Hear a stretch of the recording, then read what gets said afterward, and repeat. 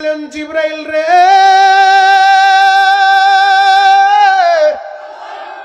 আমি কোথায় আর মুয়াবিয়া ইবনে মুয়াবিয়া কোথায়? আমি কিভাবে তার জানাজার ইমাম হব? আমি কিভাবে তার জানাজার ইমামতি করব? জিবরাইল বলেন, নবীজি আল্লাহর সিদ্ধান্ত, আপনি মুয়াবিয়া ইবনে মুয়াবিয়ার জানাজার ইমাম হবেন। আপনি রেডি হয়ে যান গো নবী, বাকি কাজ আমি করব। রহমাতুল লিল আলামিন নবী আমার রেডি হয়ে গেছে গো বাবা। আমার আল্লাহর আদেশ পাইয়া জিবরাইল আমিন সামনে থেকে পাহাড়গুলা সরাইয়া মুয়াবিয়া ইবনে মুয়াবিয়ার জানাজার লাশটা নবীর বরাবর কইরা দিছে। নবীজি জানাজা শুরু করেন। রহমাতুল লিল আলামিন নবী আমার জানাজার ইমামতি করলেন বাবা। জানাজার ইমামতি কইরা আল্লাহর নবী যখন নামাজটা শেষ করলেন, নবী দেখলেন আহারে পুরা দিনের আলোটা অন্ধকার হয়ে গেছে। দ্বিপ্রহরের সময় অন্ধকারে আচ্ছন্ন হয়ে গেল। নবী আমার একটু ভয় পেয়ে গেলেন। কিছু সময় পর দেখে আবার অন্ধকার দূর হয়ে গেছে।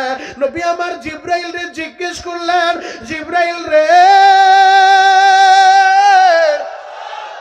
আমি কিছুই বুঝলাম না, আমার সাহাবী মুয়াবিয়া ইবনে মুয়াবিয়া কি এমন আমল করত যে সে দূরে থাকার পরেও তার জানাজার ইমামতি আল্লাহ আমার দিয়া করাইলো।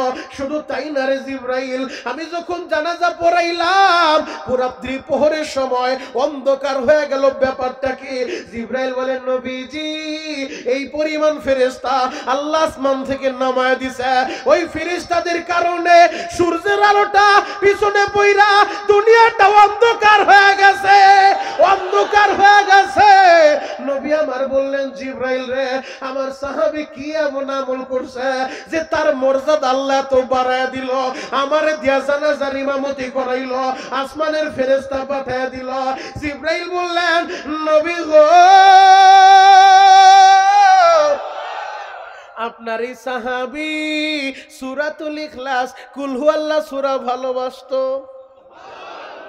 আগামী বছর বললেন, দাঁড়ান আবার বইলা লই, এত দামি একটা কথা বলছি, সুবহানাল্লাহর আওয়াজ হবে তো ইনশাআল্লাহ। নবীজি বললেন, জিবরাইল রে এই সাহাবীর এত দাম বাড়লো, কারণটা কি? কি এমন আমল করতো? জিবরাইল আমিন বলে, ইয়া রাসূলুল্লাহ ইয়া হাবিবাল্লাহ, নবীজি আপনার এই সাহাবী না সূরাতুল ইখলাস কুল হুয়াল্লাহ সূরাটা ভালোবাসতো। তাহলে এই আমলটা নিয়ে বাড়ি যাওয়া যাবে তো ইনশাআল্লাহ। আর যারা কোরআন পড়তে পারেন ঘরের ভিতরে কোরআনের তেলাওয়াত চালু করে দেন। যেই ঘরের ভিতরে কোরআনের তেলাওয়াত চালু হয়ে যায় ওই ঘরের ভিতরে রহমত বরকত দিয়ে ভরপুর করে দেন কে? আল্লাহ। আরো জোরে বলতে হবে, তিনি কে? এই যে মুরব্বী বাবাজিরা আছে তারা দেখেছে, আমরা যখন ছোট্ট ছিলাম আমরা দেখতাম আহারে সকালবেলা মা দুঃখিনী ফজরের নামাজটা পড়া যায় নামাজে বৈশা আগে সূরাতুল ইয়াসিন পড়ে কোরআন তেলাওয়াত করে এরপরে অন্য কাজ করে। আর বর্তমান দেশ ডিজিটাল হইতে হইতে এমন ডিজিটালের ছোঁয়া, হয়তো আপনাদের চরঞ্চলে ডিজিটালের ছোঁয়া লাগে নাই, আমরা তো দেখি রে বাবা ডিজিটালের ছোঁয়া এমন লাগছে বেলা 12টা বাজলেও পুত্রবধূর ঘুম ভাঙে না। কথা বলেন ঠিক কিনা? আরো জোরে বলেন ঠিক কিনা? তাহলে কোরআন তেলাওয়াত কোথায় আর ফজরের নামাজ কোথায়? এজন্য মা বোনদেরকে বলবো মহিলা মাদ্রাসাই তো কাছে, ও আমার মায়েরা আপনারা কোরআন তেলাওয়াত চালু করে দেন ঘরের ভিতরে, আপনার স্বামীর চরিত্র ভালো হবে, সন্তানগুলো ভালো হবে। ব্যবসায়ীদেরকে বলবো প্রতিষ্ঠানে বৈশা দোকানে কাস্টমার নাই অযথা ফেসবুক না চালা ওই সময় কোরআনের তেলাওয়াত করেন, আল্লাহ পাক রব্বুল আলামিন ব্যবসায় বরকত দিবেন। কথা বলা ঠিক কিনা? তাহলে কোরআনের তেলাওয়াত করা যাবে তো ইনশাআল্লাহ। কোরআনের পক্ষে থাকার দরকার আছে না নাই? আরো জোরে বলেন আছে না নাই? কোরআনের বিরুদ্ধে কোন নাস্তিক কথা বললে তার সাথে কোনো আপোষ নাই। কথা বলেন ঠিক কিনা? সে যত বড় নেতা হোক, সে যত বড় ক্ষমতাধর হোক, ওরে দেখার টাইম নাই। কোরআনের বিরুদ্ধে যদি কথা বলে, নবীর বিরুদ্ধে যদি কথা বলে, আল্লাহর বিরুদ্ধে যদি কথা বলে, দল মত নির্বিশেষে ওরে যদি হাতের নাগালে পাই, আর ওই নাস্তিক যদি এই চরঞ্চলের জন্ম নেয়, সদরপুরের জন্ম নেয়, ওরে জুতা দিয়া বাইরেতে কে কে রাজি আছো হাতগুলা দেখা দাও। আল্লাহ আমাদের সবাইকে কবুল করুক, সকলে বলেন আমিন। আর জোরে বলেন আমিন। খারাপ লাগতেছে? শেষ করে দিব? চলবে? আরে আলোচনা তো শুরুই করি নাই, পাইলিং চলতেছে। বল আল্লাহু আকবার বলেন। আরো জোরে বলেন আল্লাহু আকবার। হে যুবক ভাইরা, হাজী সাহেব বাবাজিরা ডানে বামে নজর নাই, এক নজরে তাকায় থাকেন গো বাবা। আল্লাহ পাক রব্বুল আলামিন দয়া কইরা মায়া কইরা ভালোবাসা আমাদেরকে আখিরি জামানার পয়গম্বরের উম্মত বানাইলো। এই কোরআন আল্লাহ আমাদেরকে দান করলো। যুবক রে, অন্ধকারের যুগে, জাহিলি যুগে আল্লাহ কোরআন নাজিল করছে অন্ধকার যুগটাকে আলোকিত করার জন্য। ওই যুগে যারা কোরআন গ্রহণ করলো, যারা কোরআন ভালোবাসলো, আবু বকর, ওমর, উসমান, হযরত আলী, নবীর সাহাবীরা, তারা আল্লাহর কাছে দামি। আমার বানানো কথা না, এই পবিত্র কোরআনে 30টা পারা আল্লাহ দিছে গো বাবা। 28 নম্বর পারার 4 নম্বর পৃষ্ঠা সূরাতুল মুজাদালার 22 নম্বর আয়াতটা পড়ে দেখো। আল্লাহ সাহাবীদের সম্পর্কে বলে রাদিয়াল্লাহু আনহুম ওয়া রাদু আন। আল্লাহ বলে আমি এদের উপরে খুশি। নবী কি বলে শুনো, আসহাবী কান নুজুম, আমার এক একজন সাহাবী আকাশের নক্ষত্রের ন্যায়। আল্লাহু আকবার। সূরাতুল বাকারা আল্লাহ বলে আমিনু কামা আমানান নাস, ঈমানদারেরা তোমরাও তো ঈমান আনবা। কেমন ঈমান আনবা? লোকেরা যেমন ঈমান আনছে। সারা পৃথিবীর মুফাসসিরিনে কেরাম একমত, নাস দ্বারা আল্লাহ সাহাবীদেরকে বুঝাইছে সাহাবীরা যেমন ঈমান আনছে ওই রকম ঈমান তোমরাও আনবা। আল্লাহু আকবার। তার মানে কি বুঝতে পারলেন? জাহিলি যুগে আল্লাহ কোরআন নাজিল করলো, যারা কোরআন ভালোবাসলো তারা দামি হইলো, আর যারা কোরআনের বিরোধিতা করলো, আবু জাহেল, উতবা, শায়বা, ওয়ালিদ ইবনে মুগীরা, আস ইবনে ওয়াইল, ওরা ইতিহাসের আস্থা করে নিক্ষিপ্ত হয়েছে। ওদের নাম নেওয়ার মতো মানুষ পৃথিবীতে নাই। কথা বলেন ঠিক কিনা? ওরা এতটাই ঘৃণিত হয়েছে, আজকে মুসলমান তো দূরের কথা, আমার সনাতন ধর্মাবলম্বী হিন্দু ভাইরাও আবু জাহেল তার সন্তানের নাম রাখে না, বৌদ্ধরাও তার ছেলের নাম আবু জাহেল রাখে না, খ্রিস্টানরাও তার ছেলের নাম আবু জাহেল রাখে না। মানে এমন পচা পড়ছে কোরআনের বিরোধিতা কইরা, ওর নাম যে শুনে সেই ঘৃণা করে। হিন্দুরাও বলে আবু জাহেল তার ছেলের নাম রাখা যাবে না। কেন কেন? বলে এটা একটা টাটকা বদমাইশ ছিল। কথা বলে ঠিক কিনা? তাহলে কোরআনের পক্ষে থাকবেন না বিরুদ্ধে যাবেন? মাদ্রাসার পক্ষে না বিপক্ষে? আলেমের পক্ষে না বিপক্ষে? হাজী শরীয়তুল্লাহর উত্তরসূরিরা তৈরি হয়ে যাও, শামসুল হক ফরিদপুরের উত্তরসূরিরা তৈরি হয়ে যাও। কোরআনের পক্ষে থাকতে হবে, ইসলামের পক্ষে থাকতে হবে। ঈমান নিয়ে আমরা বাঁচতে চাই, ঈমান নিয়ে মরতে চাই। ঈমান টিকিয়ে রাখার জন্য দরকার হলে জীবন দিব, কিন্তু ঈমান দিতে পারবো না। কথা বলা ঠিক কিনা? নবীর সাহাবীদেরকে আল্লাহ এতটা ভালোবাসেন। শোনো, নবীর সাহাবীরা নবীকে কতটা ভালোবাসতেন, নবীর সাহাবীরা নবীর জন্য কতটা পাগল ছিলেন। একটা আয়াতে কারিমা আপনাদের সামনে আমি তেলাওয়াত করছি, আপনাদের ধৈর্যের ত্রুটি আমি ঘটাবো না। আমি লম্বা খুদ্দ বইরা সময় নষ্ট করি নাই, 20 মিনিট জিকির কইরা সময় কাটাই নাই, 5 মিনিট গজল গায়া সময় কাটাই নাই। একেবারে এক সংক্ষিপ্ত সময়ে একটা আয়াত তেলাওয়াত করছি। আপনাদের ধৈর্যের ত্রুটি আমি ঘটাবো না। এই একটা আয়াতকে সামনে নিয়ে কিছু সময় আলোচনা করব। দিলের কান লাগায় শুনেন আল্লাহ কি বলে, আরশের মালিক আল্লাহ কি বলে। আসমানি 104 খানা কিতাবের ভিতরে সর্বশ্রেষ্ঠ যেই কিতাব, সেই কিতাবের নাম মহাগ্রন্থ আল কোরআন। এই কোরআনে আল্লাহ 30টা পারা দিয়েছেন, এই কোরআনে 114টা সূরা দিয়েছেন, এই কোরআনে 6666টা আয়াত দিয়েছেন। এই কোরআনের 3 নম্বর পারার 13 নম্বর পৃষ্ঠা সূরাতুল আলী ইমরানের 31 নম্বর আয়াতটা আপনাদের সম্মুখে আমি তেলাওয়াত করেছি। শুনেন আরশের মালিক আল্লাহ কি বলে। কুল ইন কুনতুম তুহিব্বুনাল্লাহ, আল্লাহ বলেন নবীজি আপনি দুনিয়ার মানুষের বলে দেন, এই বাবা সাইলেন্ট, ডিজিটাল আল্লাহু আকবার বলেন, ডিজিটাল বাচ্চা ভাই অ্যানালগ বলে দেন, আল্লাহু আকবার বলেন তো। বাবা যে কথাটা বলতেছিলাম, আল্লাহ বলেন নবীজি দুনিয়ার মানুষের বলে দেন, তাদেরকে জানায় দেন যারা আমি আল্লাহরে ভালোবাসতে চাই। আল্লাহু আকবার বলবেন না? আল্লাহরে ভালোবাসার দরকার আছে না নাই? আরো জোরে বলেন বাবা, আছে না নাই? 1 নাম্বার আমরা ভালোবাসবো, বন্ধু বানাবো আল্লাহকে। তাআল্লুক বা আল্লাহ, আমাদের সম্পর্ক হবে কার সাথে? সবাই শাহাদাত আঙ্গুল উঁচু করে বলেন কার সাথে? 1 নাম্বার সম্পর্ক করব কার সাথে? আল্লাহর সাথে। আল্লাহকে বন্ধু বানাবো, আল্লাহকে বন্ধু বানাবো। এই আল্লাহকে যেন বন্ধু বানাইতে পারি, এজন্যই কিন্তু এই মাদ্রাসা রিয়াজুল জান্নাত মাদ্রাসা আল্লাহ ওয়ালা তৈরির একটা ফ্যাক্টরি। এই মাদ্রাসা থেকে রাবিয়া বসরির মতো, বুজুর্গিনী মহিলার জন্ম নিবে, এই মাদ্রাসা থেকে আল্লাহর ওলি যারা হবে, আল্লাহর ওলি যারাই হয়েছে তারা সবাই কিন্তু মায়ের গর্ভ থেকে আসছে। তার মানে মহিলারা যদি পর্দানিশী হয়ে যায়, মহিলারা যদি আবেদা হয়ে যায়, মহিলারা যদি সলেহা হয়ে যায়, আমার মা বোনরা পর্দার ভিতরে চলে আসলে তাদের গর্ভ থেকেই আবার আব্দুল কাদের জিলানী এই ভূমির ভিতরে জন্ম নেবে। কথা বলেন ঠিক কিনা? আমার মায়েরা যদি আব্দুল কাদের জিলানীর মা হইতে পারে, পেটটা যদি আব্দুল কাদের জিলানীর মার পেট হয়, এখন আব্দুল কাদের জিলানী দুনিয়াতে আসার সম্ভব। কথা বলেন ঠিক কিনা? এখন মারা সেইভাবে চলে না বিদায় মারা পেটে থাকতে নিয়ত করে পোলা হইলে কি নাম রাখবা, দেখো কোন নায়কটা দেখা যায়, কোন নায়কটার ফিল ভালো, ওই নায়কের নামে নাম রাখবো, ওই খেলোয়াড়ের নামে নাম রাখবো, ওই গায়কের নামে নাম রাখবো। মা বাবার চিন্তা চেতনা যেমন ডিজিটালটাই বের হয়। কথা বলেন ঠিক কিনা? গোডাউন যদি ভালো হয় তাহলে সবকিছু ভালো হবে। এজন্য মহিলা মাদ্রাসা আপনাদের এলাকা আমি মনে করি একটা নিয়ামত। আল্লাহু আকবার বলবেন না?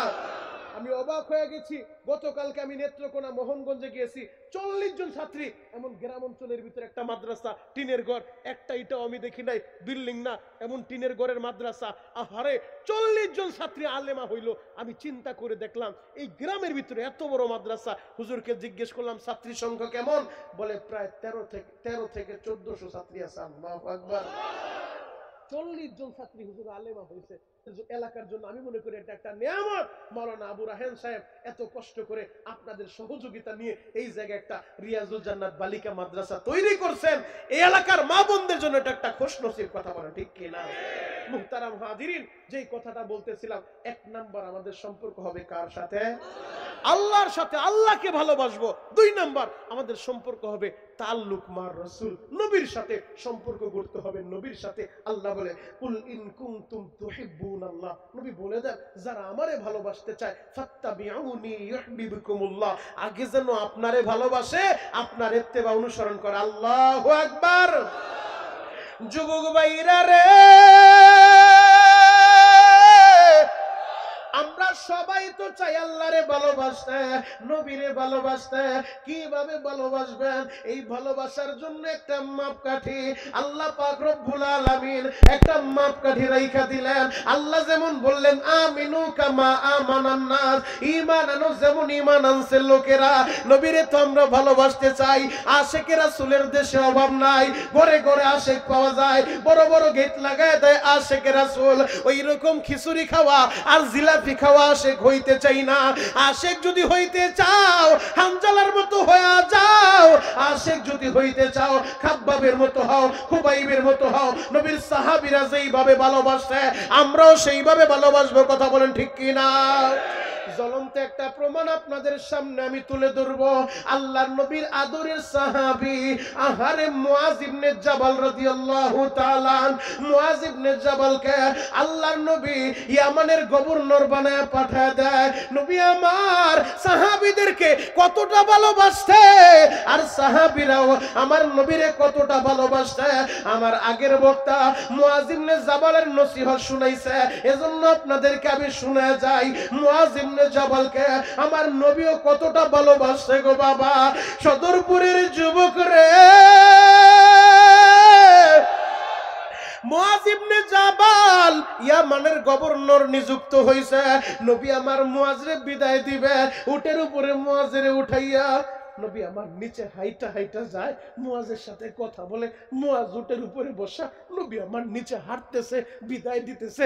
বাপ যেমনি ভাবে ছেলেরে বিদায় দেয়, মা যেমনি ভাবে সন্তানরে বিদায় দেয়। সন্তান ঢাকার বাড়ি যাইব, আরে চরঞ্চল থেকে রওনা দিছে, নৌকার ভিতরে উঠছে, মা দক্ষিণীয় পিছনে পিছনে যায়, নদীর পারে দাঁড়ায় থাকে। বাবা যা, ভালোভাবে থাকিস, লেখাপড়া করিস, বাবারে আমার জন্য চিন্তা করিস না। কাপড়ের আঁচল দিয়া মুখ মুছতে থাকে। বাবা দুঃখ মিয়া সন্তান লেখাপড়া করে, ঢাকার বাড়ি যাবে, নৌকার ভিতরে উঠায় দিয়া বাবা নৌকার পারে দাঁড়ায় থাকে। কথা বলা ঠিক কিনা? নবী সন্তানের মতো উম্মতকে ভালোবাসে। নবী তার সাহাবীদেরকে কতটা ভালোবাসে। মুআজ ইবনে জাবাল রে সন্তানের মতো নসিহত দিতেছে। মুআজ রে কিভাবে রাষ্ট্র পরিচালনা করবা, কিভাবে বিচার পরিচালনা করবা, এভাবে নসিহত করতেছে। ও যুবক, একটা পর্যায়ে মুআজকে বিদায় দিতে দিতে নবী আমার বাপ মদিনা, মদিনার বাহিরে চলে আসছে। মদিনার বাহিরে আইসা মরুভূমির মাঝখান দিয়া নবীর আদরের সাহাবী মুআজ ইবনে জাবাল উটের উপরে সাওয়ার হয়ে ইয়া ইয়ামানের উদ্দেশ্যে রওনা দিছে। নবী আমার পেছন দিক থেকে মুয়াজরে বিদায় জানাতে বাবা বিদায় দিতে দিতে একটা পর্যায়ে নবী আমার বলে ফেলছে, মুয়াজ রে আমারে ভালোভাবে দেখা যা। ও মুয়াজ আমার মন বলে এরপরে তুমি যখন মদিনায় আসবারে মুয়াজ, এই মদিনায় আইসা আমি নবীর আর পাইবা না, আমি নবীর আর পাইবা না। মুয়াজ রে ভালোভাবে দেখা যাও, এরপরে মনে হয় আমার আর তুমি পাইবা না। মুয়াজ ইবনে জাবাল এই কথাটা শুই না উটের উপরে সওয়ার হয়ে মরুভূমির মাঝখানে মুয়াজ ইবনে জাবাল ইয়ামানে যাচ্ছে। নবী যখন বলছে মুয়াজ আমারে ভালোভাবে দেখা নে, এরপরে আসলে মনে হয় আমার আর পাইবি না, এই কথাটা শুই না মুয়াজ ইবনে জাবাল আহারে আবেগ ভরা কণ্ঠ নিয়া নবীর দিকে তাকাইয়া আমার নবীরে যখন ডাক মারছে গো বাবা, নবী গো আবেগার ভালোবাসাটা এত বেশি। মুয়াজ যখন উটের উপর থেকে নবীর দিকে পিছন দিকে তাকাইছে, নবীও তারে বিদায় দিতেছে গো বাবা। এই চার চোখের মিলন হয়ে গেছে। মুয়াজ ইবনে জাবাল কাঁদতে কাঁদতে উটের উপর থেকে পড়িয়া গেছে। উটের উপর থেকে পড়িয়া মুয়াজ ইবনে জাবাল ওই মরুভূমির মাঝখান দিয়া আহারে ধুলাবালি শরীর নিয়া, এই ধুলাযুক্ত শরীরটা নিয়া মুয়াজ ইবনে জাবাল কাঁদতে কাঁদতে আমার নবীর দিকে দৌড় মারছে গো বাবা। রহমাতুল লিল আলামিন নবী আমার হাত দুইটা বাড়াইয়া মুয়াজরে ডাক মারছে, মুয়াজ রে আমার বুকে আয়। মুয়াজ ইবনে জাবাল ময়লাযুক্ত শরীরটা নিয়া একটা দূর মাইরা আমার নবীরে জড়ায় ধরছে গো বাবা। নবীজি আপনারে সারা আমি কেমনে থাকবো গো নবী, আমি কেমনে মানে থাকবো। ও যুবক নবী তার সাহাবীদেরকে কতটা ভালোবাসে গো বাবা। মা যেমনি ভাবে সন্তানরে ভালোবাসে, বাপ যেমনি ভাবে সন্তানরে ভালোবাসে, নবী মা বাবার চাইতো এই উম্মতের বেশি ভালোবাসে গো বাবা। ও যুবক কার জন্য পাগল হইলা, কোন নেতার পিছনে ঘুইরা আমার নবীর বিরুদ্ধে চইলা গেলা, একটা বারো চিন্তা কইরা দেখলা না এই নেতার জন্য পাগল হওয়া দরকার। যেই নেতা পুরাটা জিন্দেগি উম্মতের লাইগা কানলো, ঠিক মতো পেটটা পুরে খাবারটা খায় নাই, প্রতিটা রাত্র পরিপূর্ণ রাত্র বিবিদেরকে দেয় নাই। রাত্র যখন গভীর হয়ে যায় আম্মা জানায় সব বয়ান করে, দুনিয়ার মানুষ রে রাত্র যখন গভীর হয়ে যায় রহমাতুল লিল আলামিন নবী আমার বিছানা থেকে উইঠা চইলা যায়। আম্মা জানায় সে একদিন খুঁজতে খুঁজতে যায় দেখেন নবী আমার জান্নাতুল বাকি গোরস্থানের সামনে দাঁড়ায়া হাত দুইটা উঠে কাঁদতেছে গো বাবা। আম্মা জানায় সে বলে দুনিয়ার মানুষ রে আমি নবীর পিছনে দাঁড়ায় দাঁড়ায় শুনতেছিলাম নবী কি আমার জন্য কান্দে নাকি তার বিবি খাদিজার জন্য কান্দে। দুনিয়ার মানুষ রে আমি দাঁড়ায় দাঁড়ায় শুনতেছি নবী আমার লাইগাও কান্দে না, খাদিজার লাইগাও কান্দে না, কোন বিবির লাইগা কান্দে না, ফাতেমার লাইগাও কান্দে না, নাতিদের লাইগাও কান্দে না। হাতটা উঠাইলে উম্মতের কথা বলে, উম্মতের কথা বলে, উম্মতের কথা বলে। সদরপুরের যুবক কার জন্য পাগল হইলি? সদরপুরের যুবক ওই নবীর চিল্লি না চিল্লি না এখনো পর্যন্ত সোনার মদিনায় সবুজ গম্বুজের নিচে শুয়া এই উম্মতের লাইগা কাঁদে গো বাবা। ময়দানে মাসারে যেদিন তোর ভাই তোরে চিনবে না, যেদিন তোর নেতা তোরে চিনবে না, যেদিন বাপ তার ছেলেরে চিনবে না, আমার বানানো কথা না, ওলামায়ে কেরাম আছে জিজ্ঞেস করো, কোরআন থেকে দলিল নাও। ইয়াউমা ইয়াফিরুল মারউ মিন আখি ওয়া উম্মিহি ওয়া আবি ওয়া সাহিবাতিহি ওয়া বানি। ভাই ভাইয়ের পরিচয় দিবে না, কেউ কাউরে চিনবে না, সবাই বলবে ইয়া রব নফসি নফসি, আমারে বাঁচাও আমারে বাঁচাও। আরে নেতা কোথায়, কর্মী কোথায়, পীর কোথায়, মুরিদ কোথায়, নবীরা কোথায়, উম্মতেরা কোথায়, ছাত্র কোথায়, শিক্ষক কোথায়, সবাই বলবে ইয়া রব নাফসি নাফসি, আমি বাঁচতে চাই আল্লাহ আমারে বাঁচাও। মাথার এক হাত উপরে সূর্য, পায়ের নিচে তামার জমি, সহ্য হয় না, সহ্য হয় না। এই মাথার মাটিটা টাস টাস করে ফেটে যাবে, মগজগুলা বাতের মতো উতরা উতরা পড়তে থাকবে। ও আমার আশিকে রাসূল ভাইরা, ওই অবস্থায় কয়দিন দাঁড়ায় থাকবা? একদিন দুই দিন না গো বাবা, 1 বছর 2 বছর না। কোরআন থেকে দলিল নাও। আল্লাহ বলে খামসিনা আলফা সানা, 50,000 বছর ওই অবস্থায় দাঁড়ায় থাকতে হবে। যেই দিন কেউ কাউরে চিনে না, ওই দিনও নবী এই উম্মতের ভুলবে না গো বাবা। মাকামে মাহমুদের সেজদায় পইরা নবী আমার বলতে থাকবে রব্বি হাবলি উম্মতি উম্মতি উম্মতি। ও দয়ার আল্লাহ, আমার উম্মত গুনাহগার, আমার উম্মতের মাফ কুরবানি। এই উম্মতের মুক্তির লাইগা কখনো মিজানের পাল্লার কাছে দৌড় মারব, মিজানের পাল্লার কাছে দাঁড়ায় দাঁড়ায় নবী আমার পাহারাদারি করব। একটা উম্মত যেন জাহান্নামে যাইতে না পারে। আবার একটা দৌড় মাইরা পুলসিরাতের কিনারায় দাঁড়াইয়া নবী সাহস দিতে থাকবে আমার উম্মতেরা পুলসিরাতটা পার হইতে থাক, আমি নবী দাঁড়ায় আছি।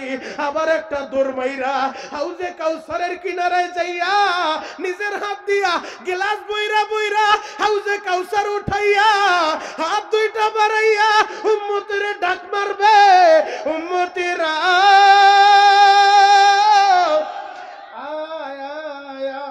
আমি নবীর হাতে 1 গ্লাস হাউজে কাউসার পান কইরা যা। নবীর হাতে যার হাউজে কাউসার নসিব হবে, একদিন 2 দিন না, 50,000 বছরের ভিতরে আর পিপাসা লাগবে না। আরো জোরে বলেন আল্লাহ আমাদের সবার জন্য হাউজে কাউসার বরাদ্দ করেন, চিৎকার মেরে বলেন আমিন। নবীর হাতে হাউজে কাউসার নসিব করেন, চিৎকার মেরে বলেন আমিন। খারাপ লাগতেছে বাবা? চলবে বাবা? তাহলে 1 নাম্বার আমরা ভালোবাসবো কাকে? 2 নাম্বার ভালোবাসবো কাকে? নবীকে। নবীকে সাহাবায়ে কেরাম কিভাবে ভালোবাসছে, নবীর অপমান কোন সাহাবী বরদাস্ত করতে পারে নাই। যুবক রে, আমর ইবনুল আস, যখন আমর ইবনুল আস ওই জেরুজালেমের ভিতরে আসলেন, সাহাবায়ে কেরামের একটা কাফেলা নিয়ে আমর ইবনুল আস যখন জেরুজালেমে আসছে, এই দিক দিয়ে জেরুজালেমের চৌরাস্তায় ঈসা নবীর একটা মূর্তি বানানো ছিল। রাতের অন্ধকারে কে যেন ঈসা নবীর মূর্তির নাকটা ভাঙিয়া নিয়ে গেছে। জেরুজালেমের ভিতরে খবর হয়ে গেছে, কে করতে পারে এই কাজ? খ্রিস্টানরা সিদ্ধান্ত নিছে মুসলমান ছাড়া এই কাজ আর কেউ করতে পারে না। মুসলমানদেরকে তলব করো। তাদেরকে জিজ্ঞেস করলো, তোমরা কি ঈসা নবীর মূর্তির নাকটা ভাঙছো? মুসলমানরা বলে না না, আমানতু বিল্লাহি ওয়া মালাইকাতিহি ওয়া কুতুবিহি ওয়া রুসুলিহি। আরে আমরা তো শুধু আমাদের নবীর উপরে ঈমান আনি নাই, আমরা ঈসা নবীর উপরে ঈমান আনছি। সমস্ত নবীদের উপরে, সমস্ত রাসূলদের উপরে আমরা ঈমান এনেছি। আমরা সমস্ত নবীদেরকে সম্মান করি, শ্রদ্ধা করি। আমরা তো এই কাজ করতে পারি না, মুসলমানরা কেউ করে নাই। খ্রিস্টানরা সিদ্ধান্ত নিছে মুসলমান ছাড়া এই কাজ কেউ করতে পারে না। তাহলে কি করবা? বলে আগামী কালকে আমরা মুসলমানের নবীর একটা মূর্তি বানাবো। নাউজুবিল্লাহ বলবেন না? আরো জোরে বলেন। বলে মুসলমানের নবীর মূর্তি বানায় কি করবা? বলে মুসলমানের নবীর মূর্তি বানায় এরপরে তার নাকটা ভাঙ্গা আমরা প্রতিশোধ নিব। নাউজুবিল্লাহ বলেন। এই কথাটা যখন বলছে, মুসলমান নবীর সাহাবীরা চোখের পানি ছাইরা বলেন না না, এই কাজটা তোমরা কইরো না। কোনোভাবে খ্রিস্টানরা মানতে চায় না। খ্রিস্টান সেনাপতি বলে না, তোমাদের নবীর মূর্তির বানাবো, তার নাকটা ভেঙে আমরা প্রতিশোধ নিব। আমর ইবনুল আস মুসলমানের সেনাপতি খ্রিস্টান দলের সেনাপতির ডাক দিয়ে বলে, যদি প্রতিশোধ নিতেই চাও ও বোকার দল, তাহলে আমার নবীর মূর্তি বানায় লাভ নাই। কিভাবে তাহলে প্রতিশোধ নিব? বলে আমি মুসলমানের সেনাপতি, আমি আমর ইবনুল আস, আমি আমার নবীরে আমার জীবনের চেয়েও বেশি ভালোবাসি। প্রতিশোধ যদি নিতে চাও, আমি আমার তাজা নাকটা দিয়া দিব, আমার নাকটা কাইটা নিবা, এরপরও নবীর মূর্তি বানাইতে দিব না। আল্লাহু আকবার। আমি আমার তাজা নাক দিব। বলে তোমার তাজা নাক দিবা? বলে হ্যাঁ, তোমরা আগামীকাল বেলা 10টার সময় যাও, আমার তাজা নাকটা কাইটা নিয়ে যাইবা, এরপরে প্রতিশোধ নিও। তারপর আমার নবীর মূর্তি বানায় আমাদের নবীকে আমরা অপমান করতে দিব না। যুবক রে, মুসলমান তার মার চাইতে, বাবার চাইতে, ছেলের চাইতে, মেয়ের চাইতে, দলের চাইতে, পীরের চাইতে, কলিজার চাইতেও নবীরে বেশি ভালোবাসে। কথা বলেন ঠিক কিনা? আমার দেশে এক শ্রেণীর আশেকের রাসূল নিজের আশেক দাবি করে, মাথা থেকে পা পর্যন্ত দূরবীন দিয়া তালাশ করলে একটা সুন্নত পাওয়া যায় না, ঘরের ভিতরে সুন্নত নাই, দাবি করে আশেকের রাসূল। নবীর বিরুদ্ধে কোনো নাস্তিকগুলা কথা বললে প্রতিবাদও করে না। আলেমরা যখন রাস্তায় নামে নবীর বিরুদ্ধে নাস্তিক কথা বললে, এদেশের ওলামায়ে কেরাম মসজিদের মিম্বার থেকে নাস্তিকের বিরুদ্ধে বক্তব্য দিলে, ওই আশেকের রাসূল ইমাম রে কিভাবে খেদানো যায়, ইমাম কেন গরম কথা বললো, ইমাম কেন জালাময়ী বক্তব্য দিল, ইমাম রে এলাকা থেকে কিভাবে চাকরিচ্যুত করা যায়, এই ষড়যন্ত্র করে আবার নিজের দাবি করে আশেক। আমি বলি এটা আশেক না, এটা টাটকা শয়তান। কথা বলো ঠিক কিনা? আরো জোরে বলেন ঠিক কিনা? এমন বুয়া আশেক হয়ে লাভ নাই। আশেক যদি হতে চাও, নবীর জন্য দরকার হলে জীবন দিয়া দিব, নবীর অপমান মেনে নিব না। কথা বলেন ঠিক কিনা? আমর ইবনুল আস বললেন, আমার তাজা নাক আমি দিয়া দিব, নবীর অপমান মেনে নিব না, নবীর অপমান আমরা হইতে দিব না। আগামীকাল বেলা 10টার সময় জেরুজালেমের চৌরাস্তায় ঈসা নবীর মূর্তির নাক ভাঙার প্রতিবাদে মুসলমান সেনাপতি, মুসলমান দলপতি আমর ইবনুল আসের নাকটা কাটবে। পুরা জেরুজালেম খবর হয়ে গেছে, মুসলমানের সেনাপতির নাকটা আমরা কাইটা নিয়ে যাব। সেনাপতির নাক যদি কাটা যায়, যুদ্ধ করতে হবে না, এমনি আমরা জয়ী হয়ে যাব। তারা আনন্দে আত্মহারা, মুসলমান সেনাপতির নাক কাটবে। মঞ্চ করা হইল, সবাই অপেক্ষা করতেছে, মুসলমান সেনাপতি আমর ইবনুল আসের নাকটা কাটবে গো বাবা। আমর ইবনুল আস এক পা দুই পা করে সামনের দিকে আগাই, আর চোখ দিয়া ওজরে পানিগুলা ঝরতেছে। খ্রিস্টান সেনাপতি ডাক দিয়ে বলে, একটা নাকের জন্য তোমার এত মায়া, এইভাবে কান্না করতেছো বাচ্চা মানুষের মতো। আমর ইবনুল আস চিৎকার মাইরা বলে, ও খ্রিস্টান সেনাপতি, তুমি জানো না আমি কি জন্য কাঁদি? বলে, কি জন্য কাঁদো? আমি কান্নার কারণ হলো, আমি আমার নবীরে ভালোবাসা সামান্য একটা নাক আমি দিতেছি, আমি কল্লাটাও দিতে পারলাম না, আমি কলিজাটাও দিতে পারলাম না। আমার নবীরে ভালোবাসা অনেক সাহাবী কল্লা দিছে, অনেক সাহাবী শহীদ হইছে, অনেক সাহাবী হাত পা সব দিয়া দিছে। হাসরের ময়দানে কল্লা কাটা সাহাবী যখন দাঁড়ায় যাবে, নবীর বহু আশেক দাঁড়ায় যাবে, কলিজা দিয়া দিছে, নবীর বহু আশেক দাঁড়ায় যাবে, নবীর জন্য শহীদ হইছে, তাদের সামনে সামান্য একটা নাক নবীর জন্য নজরানা দিলাম, এই নাকটা নিয়ে কেমনে আমি দাঁড়াবো? আমার কাছে বড় লজ্জা লাগে। এত ছোট্ট একটা আমল, এত সামান্য একটা নাক নিয়ে আমি কেমনে দাঁড়াবো? সদরপুরের বাইরা রে, আমর ইবনুল আস ডাক দিয়ে বলে, খ্রিস্টান সেনাপতি ভালো করে শুনে রাখো, আমার নবীরে ভালোবাসা নবীর অনেক সাহাবীরা হাত দিছে, পা দিছে, কল্লা দিছে, কলিজাটাও কাইটা দিয়া দিছে, আমি তো কিছুই করতে পারলাম না, সামান্য একটা নাক আমি মাত্র দিলাম। এইভাবে যখন সামনের দিকে অগ্রসর হয়, এবার খ্রিস্টান সেনাপতি ছুরিটা বাইর করছে, মুসলমান সেনাপতির নাকটা কাটবে গো বাবা। হাজার হাজার মানুষ এক নজরে তাকা আছে, মুসলমান সেনাপতির নাক কেটে নিয়ে যাবে। এই দৃশ্যটা দেখার লাইগা হঠাৎ করে ছুরিটা যখন নাকের কাছাকাছি নিছে, ওই মানুষের বিড়াবিড়ির মাঝখান থেকে একজন খ্রিস্টান পাদ্রী চিৎকার মাইরা বলে, একটু অপেক্ষা করো, একটা মিনিট অপেক্ষা করো। মুসলমান সেনাপতি আমর ইবনুল আস তার নাকটা কাইটো না। বলে, কেন, কি হইল? যদি ঈসা নবীর মূর্তির নাক ভাঙার অপরাধে নাক কাটতে চাও, এই যে তাকায় দেখো, আমার হাতে ওই মূর্তির নাক ভাঙার অংশটা আমার হাতের ভিতরে আছে। নাক যদি কাটতে হয়, মুসলমানের নাক না, আমার নাকটা কাইটা নাও, আমার নাকটা কাইটা নাও। ময়দানে সবাই অবাক হয়ে গেল, কি ব্যাপার, কিছুই তো বুঝলাম না, তোমার হাতে মূর্তির ভাঙা নাকের অংশ গেল কিভাবে? খ্রিস্টান পাদ্রী বলে, শোনো, আমি রাতের অন্ধকারে নিজেই ঈসা নবীর মূর্তির নাকটা ভাঙছি, কোনো মুসলমান ভাঙে নাই। কেন ভাঙছি জানো? আমি চাইছিলাম মুসলমানের নবীর মূর্তি বানায়া মুসলমানের নবীর নাক ভাঙা আমি অপমান করব, কিন্তু পারলাম না, আমি হেরে গেলাম, আমি ব্যর্থ হয়ে গেলাম। মুসলমান তার নবীরে যে এতটা ভালোবাসে আমি বুঝতে পারি নাই। মুসলমানরা, নবীর সাহাবীরা নিজের জীবনের চেয়ে তার নবীরে যে ভালোবাসে আমি বুঝতে পারি নাই।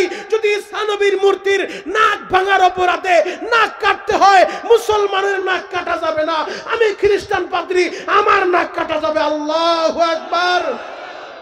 খ্রিস্টান পাদ্রী বড় মজলিসে সবার সামনে আমর ইবনুল আসের হাতে হাত দিয়া বলে, দেরি কইরো না, তোমার ভালোবাসা, নবীর প্রতি তোমার প্রেম আর ভালোবাসা দেখা আমি আর থাকতে পারলাম না, সবার সামনে আমি কালিমা পইরা তোমাদের দলভুক্ত মুসলমান হয়ে গেলাম।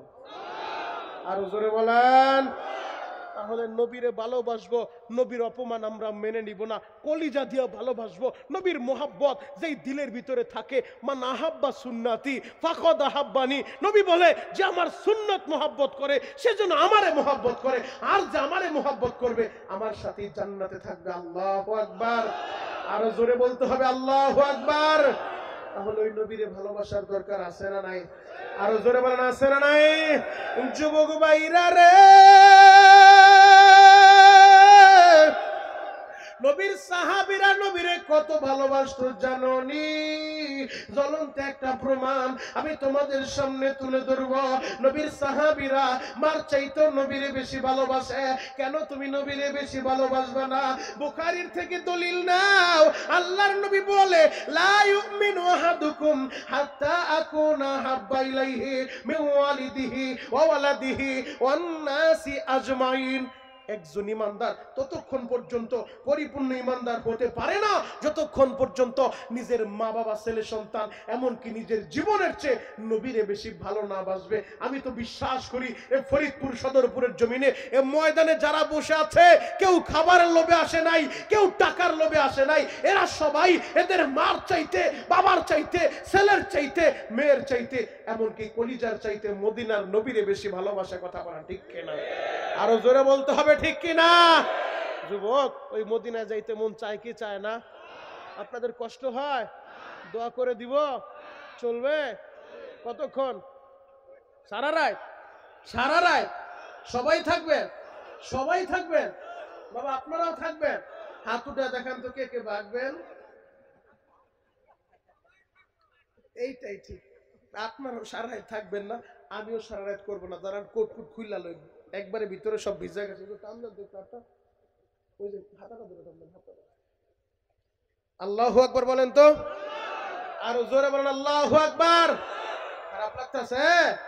এক নজরে তাকায় থাকো, মাত্র 5 মিনিট আলোচনা করব, দিলের কান দিয়া কথাগুলো শুনবা। মদিনায় যদি যাইতে মন চায় বলতে পারো, হুজুর আমি তো গরিবের সন্তান, আমি মদিনায় কিভাবে যাব, আমার তো টাকা নাই। বাবা, মদিনায় যেতে টাকা লাগে না, টাকা লাগে না, কপাল লাগে, কপাল। কথা বলেন ঠিক কিনা? আরো জোরে বলেন ঠিক কিনা? এই জায়গায় আশেকে রাসূল আমি দেখতেছি, অনেক আশেকে রাসূল যাদের দিলের ভিতরে নবীর মোহাব্বতটা অনেক বেশি। ও আশেকরা, শোনো শোনো, আমি শরীয়তপুরি বলে গেলাম, ময়দানে বৈশা চোখের গরম পানিটা সাইডা দিয়ে যদি আমার মাওলার ডাকার মতো একটা ডাক দিতে পারো, আল্লাহ আমি বড় পাপী, বড় অপরাধী, আল্লাহ আমি গরিবের সন্তান, তবে মালিক তোমার ডাকার মতো ডাক দিয়ে বললাম, মরার আগে একবার নবীর রওজাটা দেখাও, একবার যেন রওজার পাশে দাঁড়ায় নবীর সালাম দিতে পারি। আসসালাতু ওয়াসসালামু আলাইকা ইয়া রাসূলুল্লাহ, আসসালাতু ওয়াসসালামু আলাইকা ইয়া হাবিবাল্লাহ। আল্লাহ, মরার আগে একবার যেন তোমার নবীর রওজাটা জিয়ারত করতে পারি, মালিক কবুল করে নাও। চিৎকার মেরে বলেন আমিন। বাবা, আমি আমার মালিকের কাছে যা চাইছি, আমার মালিক আমারে ফিরায় নাই, আমার মালিক তার চাইতে কোটি গুণ বেশি আমারে দিয়া দিছে, তোমারও দিব। আমিও গরিবের সন্তান, আমি শিল্পপতি বাবার ছেলে না। আমি যখন যাত্রাবাড়ি মাদ্রাসায় পড়তাম, শায়েখের যাত্রাবাড়ি আমার উস্তাদ, দেখতাম প্রতি বছর হজের সময় আসলে হুজুর নাই, কই গেছে, হজে চইলা গেছে, তখন যাত্রাবাড়ি মাদ্রাসায় মসজিদের তাহাজ্জুদে দাঁড়ায় দাঁড়ায় কাঁদতাম, আল্লাহ আমি গরিবের ছেলে, জীবনে কি পারবো তোমার ঘরটা দেখতে, আল্লাহ একবার তোমার ঘরটা দেখাও।